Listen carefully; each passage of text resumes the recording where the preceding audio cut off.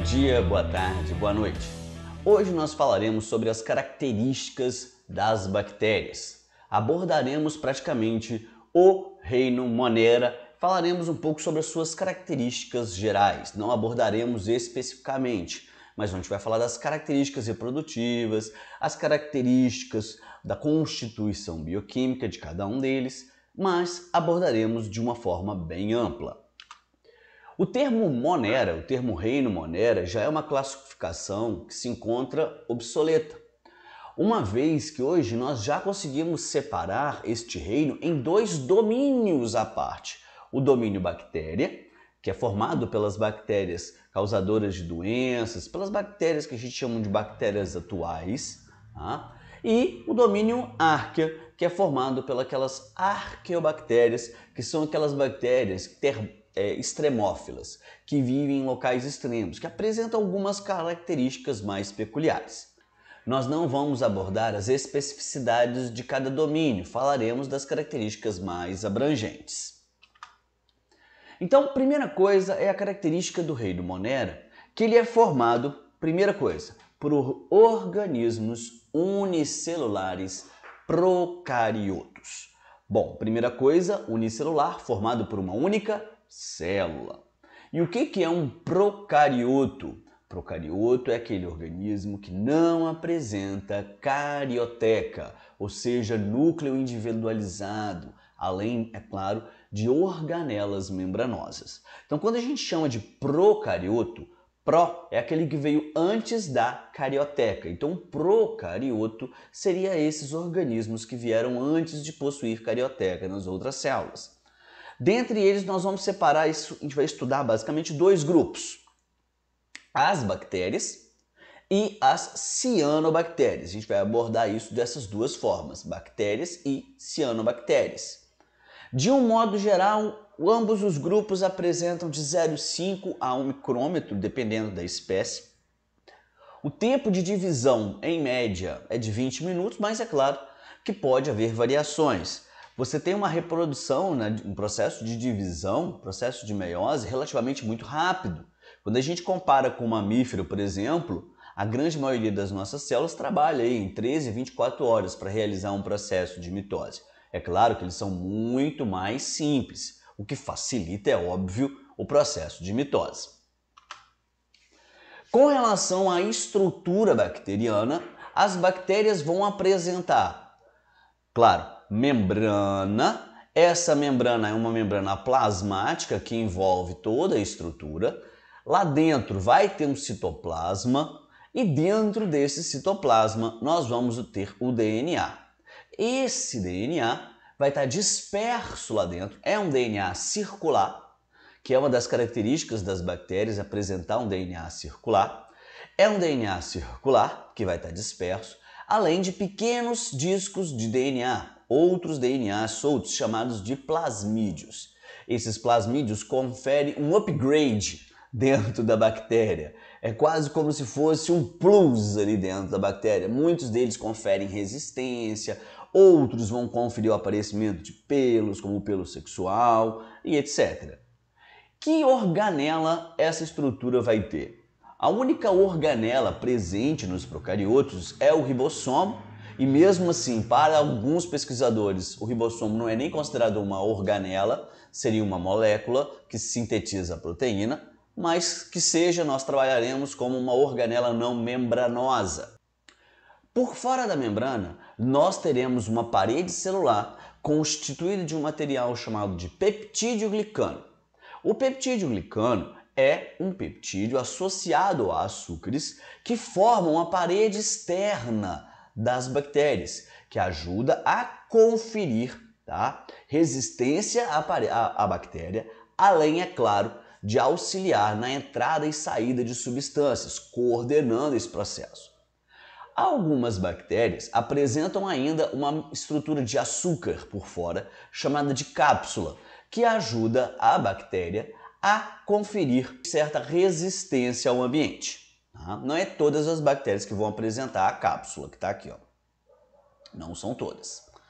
Além da cápsula que está aqui, As bactérias possuem alguns exemplares as fímbrias, que são esses pelos, só que diferentemente das células eucarióticas, os pelos ou fímbrias das bactérias não auxiliam na locomoção.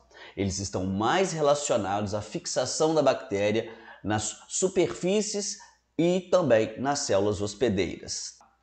Um destaque que a gente precisa dar para a bactéria é essa dobra na membrana plasmática, chamada de mesossomo.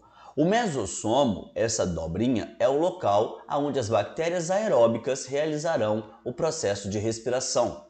Lembre que a mitocôndria é uma bactéria que se fundiu, acredita-se que ela seja uma bactéria que se fundiu durante o processo evolutivo às células eucarióticas, e ela é uma célula que apresenta inúmeros mesossomos. Quando a gente olha a nossa organela, hoje a organela mitocôndria, ela apresenta inúmeras dobras, que é onde estão presentes as cadeias transportadoras. Então, lembrando que o mesossomo, que é essa dobra, responsável também pela respiração bacteriana. Ok? A única estrutura de locomoção que nós vamos ter presente em uma bactéria é o flagelo. O flagelo é sim responsável pela locomoção bacteriana, diferente dos pelos e fímbrias, ok? Então, bora lá. No caso das cianobactérias, as cianobactérias também vão apresentar muitas vezes uma camada gelatinosa, uma estrutura parecendo uma cápsula, só que no caso das algas, das cianobactérias, que são as algas azuis, no caso delas é um polímero de açúcar conhecido por agar. Esse agar reveste toda a estrutura que ajuda a proteger contra o dessecamento, a reserva nutritiva e etc. Além disso, nós temos a parede celular também de peptídeo glicano, uma observaçãozinha para o peptídeo glicano. O peptídeo glicano, em alguns livros mais velhos e algumas questões mais antigas que vocês possam vir a dar uma olhada, pode ser nomeado como mureína. Tá? O nome já não é usado há muito tempo, mas vai que tá lá, Então, a parede do peptídeo glicano reveste aqui o que ele tem de tão diferente das outras bactérias. Ele vai ter uma série de membranas formando prateleiras. Observe que elas não se fecham completamente. São só membranas projetadas em camadas. Elas não fecham formando estruturas de organela. Elas formam como se fossem prateleiras. São chamadas de lamela. Nessas lamelas vão estar presentes os grânulos de pigmento, que no caso da cianobactéria vai ser a clorofila. Essa clorofila vai dar a coloração azul esverdeada das cianobactérias e conferir a capacidade fotossintetizante. As cianobactérias também vão apresentar um material genético disperso no citoplasma, formando o que nós chamamos de nucleóide. Também é um material genético circular, além de inclusões, que são reservas de amido que ela guarda dentro da estrutura celular para uma necessidade extra de reserva energética, ok? Nós vamos agora destrinchar um pouquinho as características das cianobactérias. Algumas espécies apresentam, com relação às suas formas, de cocos isolados, ou também algumas cianobactérias podem apresentar-se na forma de streptococcus. Então aqui, os cocos isolados e streptococcus. O termo strepto significa enfileirado, coccus é somente a esfera. Então, cianobactéria, quais são as formas que elas vão apresentar? Elas vão se apresentar na forma de cocos, aqui nós podemos ver alguns isolados, tá? E também na forma de streptococcus, olha, parecendo um colarzinho, que várias delas. Nós vamos dar uns destaquezinho rapidinho aqui, lembrando que essas cianobactérias, algumas vezes elas podem apresentar, olha, algumas bactérias diferenciadas. Essas bactérias diferenciadas são chamadas de heterocisto. Mas o que elas fazem, professor? Elas são responsáveis pela fixação de nitrogênio, tá? Dessa colôniazinha bacteriana.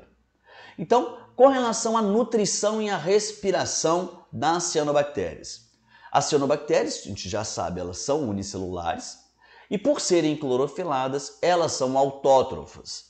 Aliás, elas são fotoautotróficas. Foto porque elas vão utilizar a luz do sol para obter energia e o termo autotrófico que ela consegue pegar o CO2 do ar e produzir a sua molécula de glicose. Então ela é fotoautotrófica, fazendo, em alguns casos, respiração aeróbica. Esses seres, além da clorofila, eles também vão possuir um pigmento chamado de ficocianina, que dá uma coloração azulada a essas cianobactérias, tá? O que dá aquele tom verde azulado. Então a clorofila mais a ficocianina dá esse tom azul ou verde água, tá? Esse tom azulado também para alguns grupos de cianobactérias. Com relação à divisão, à reprodução das cianobactérias, elas só se reproduzem por cisparidade. Até hoje não foi encontrada nenhuma outra reprodução no caso das cianobactérias. Quando a gente estiver estudando a bactéria, dali para frente, nós vamos ver que existem umas outras formas das bactérias adquirirem material genético e se transformarem ali. E no caso das cianobactérias, é só reprodução assexuada mesmo, formando pelo processo de mitose simples, que a gente vai chamar de cisparidade. Só isso. Nós vamos agora abordar as bactérias. No caso da morfologia bacteriana, elas já vão apresentar umas diferenças um pouquinho maiores. Nós vamos ter bactérias com formato de cocos, que são as esféricas, espirilos, que parece uma molinha, o bacilo, que parece um bastãozinho, o vibrião, que parece uma vírgula. Muitos vão possuir flagelos, outros não vão apresentar nenhuma forma de locomoção. Então vai variar de acordo com o tipo da bactéria. Então aqui nós temos o quadro aqui mostrando os cocos isolados, Streptococcus, o conjunto de aglomerados de Staphylococcus, Staphylo significa cacho, então cacho de cocos, então você vai ver esse monte parecendo um cachinho de uva, é o Staphylococcus. Tá? Os bacilos isolados, Streptobacillus aqui nós podemos observar bacilos com flagelos em um polo só, flagelos espalhados ao longo do corpo todo do bacilo. Tá? Os espirilos, como eu falei, parece uma molinha, todo torcidinho aqui. Tá? E o vibrião, que parece uma vírgula, e aqui no desenho está parecendo mais uma castanha de caju, mas a gente segura e fala que é uma vírgula. Com relação à nutrição e o processo de respiração das bactérias, aí já é um pouco mais diversificado. Presta atenção, nós temos cianobactérias que vão fazer a fotossíntese, mas também a gente tem bactérias que são autotróficas, mas não vão utilizar a clorofila. A cianobactéria tem ficocianina e clorofila.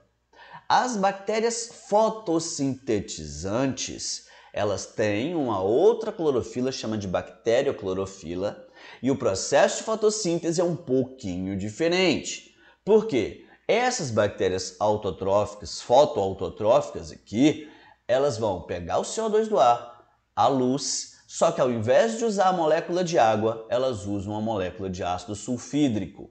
Então você vai encontrar essas bichinhas em locais de fontes vulcânicas, termais vulcânicas. Lá elas vão usar a luz para quebrar o ácido sulfídrico para obter o hidrogênio e acaba produzindo enxofre no processo. Então, essas bactérias são bactérias fotossintetizantes, diferentes das cianobactérias. Por quê? As cianobactérias têm clorofila e ficocianina que vão fazer fotossíntese. A bactéria fotossintetizante, ela tem bacterioclorofila e também faz uma fotossíntese, porém não usa água, usa sim o ácido sulfídrico. Outras bactérias também autótrofas, mas não fotoautótrofas, são as bactérias quimiosintetizantes, né? Como as nitrosomonas e nitrobacter, que vão pegar, por exemplo, aqui o nitrito e converter em nitrato e na hora da conversão do nitrito e nitrato usa essa energia para quebrar a molécula de água e produzir a molécula de glicose. Então eu quero que vocês entendam que tanto as quimioautotróficas quanto as autotróficas são bactérias, mas não são cianobactérias. Tem uma diferençazinha aí, por favor, atentem a essas questões. Além, é claro, dessas bactérias autotróficas, muitas bactérias são heterótrofas ou heterotróficas, fica à vontade. Muitas delas parasitas, outras são decompositoras. Essas bactérias elas podem realizar respiração aeróbica em muitos casos ou respiração anaeróbica. A respiração aeróbica, muito parecida com a nossa, é pegar a molécula de glicose na presença de oxigênio lá naquela organelazinha, naquela dobra da membrana chamada de mesossomo. Vai haver essa quebra e produção de ATP, produção de energia na forma de ATP. E a anaeróbica, que é o caso das bactérias que vão fazer fermentação. Um exemplo é a bactéria que faz fermentação lática. Se você quer saber um pouco mais sobre o processo de fermentação ou processo de respiração aeróbica, vou deixar o card aqui sobre fermentação e respiração para você dar uma olhada lá. É muito interessante, vale a pena você lembrar disso, é um conteúdo que pode vir a cair. Tá? Com relação à reprodução, a maioria dessas bactérias vai se multiplicar pelo processo de reprodução assexuada, né, que é o caso da cisparidade ou divisão binária, no qual uma célula vai dar origem a duas. Então, nesse caso, você tem uma célula, ela vai primeiro sofrer um processo chamado de elongamento, que ela vai crescer, o material genético duplicado, olha, se separa e dá origem a duas células. Como que esse processo ocorre perfeitamente? Vou me colocar aqui no cantinho de cá dessa vez, olha cá, vamos embora. Então, o que vai acontecer? As bactérias, elas vão apresentar o que nós chamamos de origem de replicação, que é uma parte do material genético que inicia a duplicação. Lembrando que elas têm um material genético circular, então ele começa a duplicar. À medida que ele vai duplicando, iniciando a duplicação, elas vão migrando para os polos. Além dessa duplicação, a bactéria vai aumentando a parede celular e a membrana, então ela vai alongando, a gente chama esse processo de elongamento celular, que é esse crescimento celular bacteriano. Depois que esse alongamento celular acontece, ela começa a sofrer uma invaginação, a parede celular começa a ser depositada aqui, olha, separando as duas bactérias. E por último, você tem então a formação de uma parede transversa e separa as duas estruturas, dando origem a duas células geneticamente iguais. Daí o processo de cisparidade ou divisão binária. Uma coisa que eu quero que vocês entendam é que não tem só esse tipo de divisão binária, em que a célula se divide ao meio, toda bonitinha, não. Nós temos aqui o brotamento. O que acontece? Literalmente, uma berruguinha começa a crescer em cima da bactéria, o material genético se duplica e depois ele é jogado para dentro dessa berruguinha que cresce até virar duas células que se separam.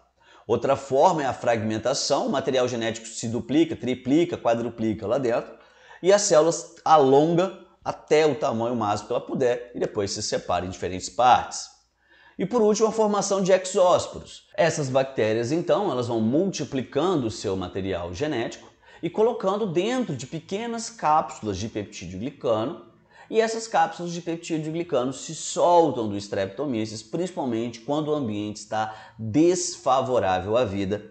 E no momento em que ele estiver novamente favorável, há um rompimento dessa estrutura e a bactéria se desenvolve, beleza? As bactérias, elas podem ter outras formas de reprodução e a gente vai falar que elas ocasionalmente realizam um processo de reprodução sexuada. Não é bem uma reprodução sexuada, tá, gente? É bem forçado falar isso, mas é uma forma de adquirir material genético novo, passar isso para os seus descendentes ou trocar esse material genético com outra bactéria. E isso pode ocorrer de três formas: na forma da conjugação, na forma da transdução e na forma de transformação. Aqui tem os três tipos, tá? A forma de transformação é a capacidade que a bactéria tem de assimilar material genético do ambiente. A forma de transdução é a forma em que a bactéria acaba ganhando material genético quando vem de um vírus que entra num ciclo lisogênico, vamos explicar daqui a pouquinho. E a forma de conjugação é quando as bactérias resolvem trocar figurinha, elas vão trocando material genético por intermédio de um pelo chamado de pelo sexual, que eu também vou falar agora, beleza? Então, vou aqui abrir o nosso quadro branco. Bom, aqui nós estamos de posse do nosso quadro branco, onde eu já comecei a fazer o desenho aqui de algumas bactérias, uma representação. Vamos supor aqui que nós tenhamos estas bactérias aqui numa pessoa, uma infecção de garganta. Vou desenhar o material genético aqui. Então aqui você tem o material genético circular da bactéria. Esse material genético circular bacteriano na forma de nucleoide. Então só lembrando que esse material genético na forma de nucleoide é o material genético circular bacteriano. Então vamos colocar ele aqui. Em todas elas aqui vão ter o material genético. Então vamos botando aqui. Então imaginem que a pessoa foi no médico, o médico passou um antibiótico, ela está com uma infecção de garganta, tá? Para começo de conversa, e a pessoa começa a tomar o antibiótico. Só que essas bactérias, elas já tinham um pequeno plasmídio de resistência. O que é um plasmídio de resistência? É um material genético que confere a essa bactéria a capacidade de se proteger do antibiótico. Então o que acontece? Tem lá aquela bactéria e a pessoa começou a tomar o antibiótico, seguindo aí certinho. O antibiótico estava causando perfuração da parede bacteriana, matando a bactéria. Primeiro dia está matando, matou um bocado da colônia, matou mais esse tanto aqui, destruindo essa aqui, vamos matar mais essas daqui, tá? Bom, aí o que foi que aconteceu? A pessoa pegou e falou assim, eu estou muito bem, não preciso mais tomar o antibiótico, né? Tá, já sarei, não estou sentindo mais dor e parou de tomar o antibiótico. O processo de transformação é o processo em que a bactéria consegue assimilar material genético de outras bactérias e de outros materiais genéticos exógenos. Então vamos agora supor que essa bactéria, as que ficaram ali, sobrou porque você não tomou antibiótico, elas conseguiram assimilar o material genético dessas outras bactérias coleguinhas dela aqui, ó. Tá assimilando o material genético de outras bactérias. Então a pessoa tinha lá tomado o antibiótico era para tomar por 10 dias, vamos supor que seja 10 dias, a pessoa acabou tomando por 3. Sobrou ainda bactérias, aqui as bactérias. Só que essas bactérias agora começaram a se multiplicar. Por quê? Ele parou de tomar um antibiótico e está lá a bactéria se multiplicando. A bactéria está se multiplicando. De repente a dor de garganta voltou. Por quê? As bactérias voltaram a crescer ali. Só que quando ele começa a tomar novamente o antibiótico não está fazendo mais o mesmo efeito que estava fazendo antes. Uma vez que as bactérias adquiriram plasmídios de resistência, que antes eram em menor quantidade, conferindo menor resistência a essas bactérias. Mas ele nem sabe disso, ele continua tomando esse antibiótico. E foi lá, tomou o antibiótico foi matando algumas das bactérias, está destruindo o material genético bacteriano, está lá destruindo, bonitinho, matando as bactérias. Só que agora essas bactérias resistentes ainda continuavam se multiplicando mesmo com o antibiótico. E ao acabar esse antibiótico, que deveria ter sido tomado de forma correta inicialmente, sobrou ainda bactérias e sobrou material genético no ambiente. Essas bactérias, por sua vez, passam a assimilar esse material genético ali e gradativamente vão ficando cada vez mais resistentes. E o que vai acontecer? Chega uma hora que aquele antibiótico que aquela pessoa está tomando não vai fazer mais efeito. Uma vez que as bactérias foram assimilando o material genético dos plasmídios de resistência das outras bactérias. E aqui agora nós temos uma bactéria extremamente resistente ao antibiótico ao qual nós começamos esse tratamento. Esse mecanismo é o processo que a gente chama de transformação, que é a capacidade que a bactéria tem de adquirir material genético exógeno e assimilar isso em plasmídios. Então, no caso que eu dei o exemplo, foram de bactérias ganhando plasmídios de resistências das outras bactérias que morreram e a pessoa não tomou antibiótico de forma adequada. Por isso, antibiótico não é brinquedo, não é brincadeira. Ele tem que ser tomado seguindo a prescrição adequada para que o seu tempo de atuação e a dosagem na corrente sanguínea sejam mantidos para que ele possa realmente fazer o efeito que é matar aquelas bactérias.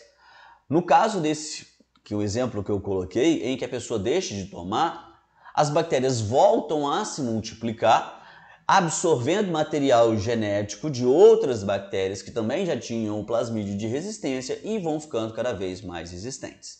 Isso estou dando um exemplo de uma pessoa, imagine em um hospital. Por isso as infecções hospitalares são tão sérias, porque elas já estão ocorrendo num ambiente de seleção que seleciona para que as bactérias que estão crescendo lá sejam resistentes a inúmeros antibióticos presentes naquele local. Beleza? Então esse é o processo de transformação. Bom, o nosso próximo processo que nós vamos explicar é o processo de transdução. Nesse processo de transdução, eu preciso que vocês relembrem um pouquinho sobre o que é o ciclo lítico e o ciclo lisogênico viral.